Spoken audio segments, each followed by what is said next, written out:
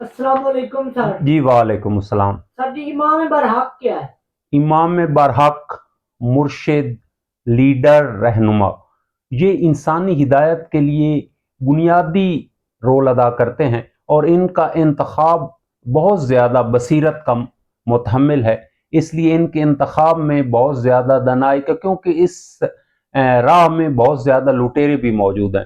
تو علامہ اقبال رحمۃ اللہ علیہ نے اس کنسیپٹ کو، امامت کے کنسیپٹ کو بڑی وضاحت کے ساتھ بیان کیا ہے۔ تو نے پوچھی ہے امامت کی حقیقت مجھ سے۔ علامہ اقبال فرماتے ہیں کہ تو نے مجھ سے امامت کی حقیقت پوچھی ہے، حق تجھے میری طرح صاحب اسرار کرے۔ خدا اللہ تعالی حق آپ کو میری طرح رازوں کا جاننے والا، میری طرح دنا بنائے۔ تو نے پوچھی ہے امامت کی حقیقت مجھ سے، حق تجھے میری طرح صاحب اسرار کرے۔ ہے وہی تیرے زمانے کا امام برحق، جو تجھے حاضر و موجود سے بیزار کرے۔ علامہ اقبال فرماتے ہیں کہ تیرے زمانے کی امام کی یہ پہچان ہے کہ جو سٹیٹس کو، موجودہ نظام ظلم سے تجھے بیزار کرے، تجھے اس کا ہم نوا یا اس کی تعریفیں کرنے والا نہ بنا۔ ہے وہی تیرے زمانے کا امام برحق، جو تجھے حاضر و موجود سے بیزار کرے۔ پھر فرماتے ہیں موت کے آئینے میں تجھ کو دکھا کر رخ دوست، زندگی تیرے لیے اور بھی دشوار کرے۔ یعنی وہ تجھے ظالمین سے ٹکرانے کے لیے تجھے تیرے محبوب کا عکس موت کے آئینے میں دکھاتا ہے، یعنی تجھے موت سے آشنا کرتا ہے اور تیرے لیے زندگی کو مشکل بنا دیتا ہے، کیونکہ ظلم کے خلاف قیام مشکل ہوتا ہے اور اس کے لیے موت سے محبت کرنی ضروری ہے۔ جو تجھے حاضر و موجود سے بیزار کرے، موت کے آئینے میں تجھ کو دکھا کر رخ دوست، زندگی تیرے لیے اور بھی دشوار کرے۔ دے کے احساس زیاں تیرا لہو گرما دے، فقر کی سان چڑھا کر تجھے تلوار کر۔ علامہ اقبال فرماتے ہیں کہ جو تجھے احساس زیاں دے کہ تو کتنا نقصان کر چکا ہے، یہ فیلنگ دے کر آپ کے لہو کو گرمائے، اور فقر کی سان چڑھا کر، سان ہوتا ہے جس پر تلوار کو تیز دیا ہے، یعنی آپ کو عالم غربت میں مبتلا کرے، کیونکہ سرمایہ دار کبھی بھی نظام ظلم کے خلاف بات نہیں کر سکتے۔ دے کے احساس زیاں تیرا لہو گرما دے، فقر کی سان چڑھا کر تجھے تلوار کرے۔ پھر فرماتے ہیں فتنہ ملت بیضا ہے امامت اس کی، ملت بیضا امت مسلمہ۔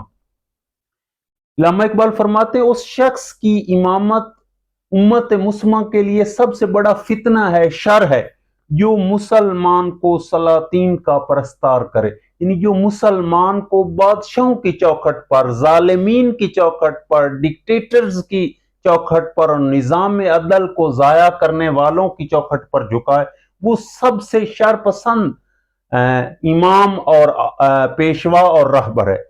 اور آج میں آپ کو ایک قیمتی بات بتانے چلا ہوں، اور وہ قیمتی بات یہ ہے کہ پاک پیغمبر صلی اللہ علیہ وآلہ وسلم نے اپنے 13 سال نبوت کے نظام ظلم کے خلاف بات کی ہے، اور تمام عبادات و دیگر معاملات کو نیچے رکھا ہے، یعنی اس وقت یہ نہیں تھی، سب سے پہلے نظام ظلم کے، اور اللہ تعالیٰ نے سب سے زیادہ لعنت طاغوت پر کی، جبکہ ہمارے مذہبی پیشواؤں نے ہمیں دیگر امور کی طرف متوجہ کر دیا اور نظام عدل کے قیام سے ہمیں دور کر دیا۔ آج میں آپ کو عصر حاضر کے 2 مرشدوں کا تعارف کرا دوں گا۔ دونوں گمنام ہیں، دونوں انتہائی غریب ہیں، اور شکلوں سے آپ کو انتہائی پسماندہ اور بیکورڈ لگیں گے، لیکن یہ دونوں شخصیات، ایک کا نام ہے بشارت چودھری، شکل سے آپ کو انتہائی پسماندہ لگیں گے، لیکن یہ انتہائی پڑھے لکھے نوجوان ہیں اور دیار غیر میں اس وقت چرواہے کا کام کر رہے ہیں۔ اور دوسرے افکار علوی ہیں۔ افکار علوی کو خدا نے کمال کا تخیل دیا ہے، اور اکثر ظالمین کی قید و بند کی صحبتوں میں مبتلا رہتے ہیں۔ آپ براہ راست ان کو سنیے گا۔ Thanks very much.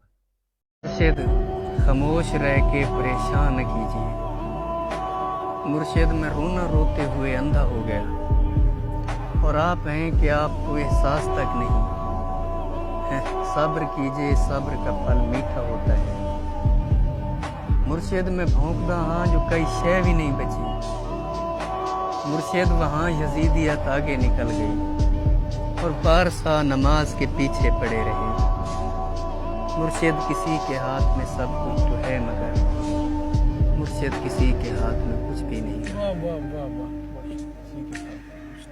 मुर्शिद में लड़ नहीं सका पर चीखता रहा, खामोश रह के जुल्म का हामी नहीं बना।